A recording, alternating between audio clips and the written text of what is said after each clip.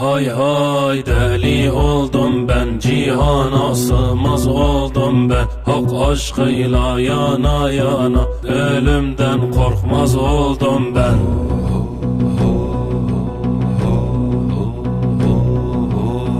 Gözü gördüm, sözü duydum, özünü kalbime koydum. Yarenler yoluna uydum, girip kalan deli benim. Minarelerden selayla, elimde biraz helvayla, cenazeme bir halayla varıp gelen deli benim.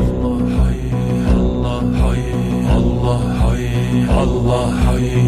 Hay hay deli oldum ben, cihana sığmaz oldum ben. Hak aşkıyla yana yana, ölümden korkmaz oldum ben. Yar yar aşık oldum ben, aşkından haram oldum ben. Bu yola girdim gireli, dillerden düşmez oldum ben.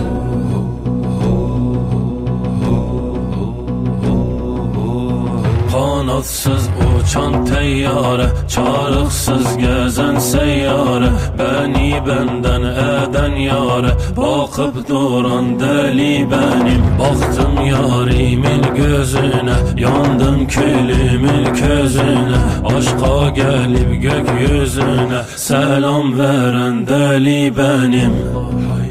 Allah hay, Allah hay, Allah hay. Hay hay deli oldum ben, cihana sığmaz oldum ben. Hak aşkıyla yana yana, ölümden korkmaz oldum ben. Yar yar aşık oldum ben, aşkından haram oldum ben. Bu yola girdim gireli, dillerden düşmez oldum ben.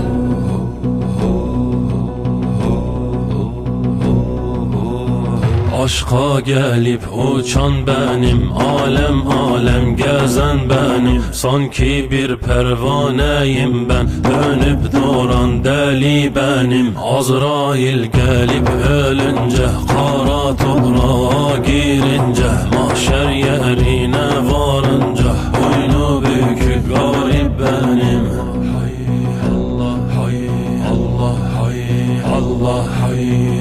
Hay hay deli oldum ben, cihana sığmaz oldum ben. Hak aşkıyla yana yana, ölümden korkmaz oldum ben. Yar yar aşık oldum ben, aşkın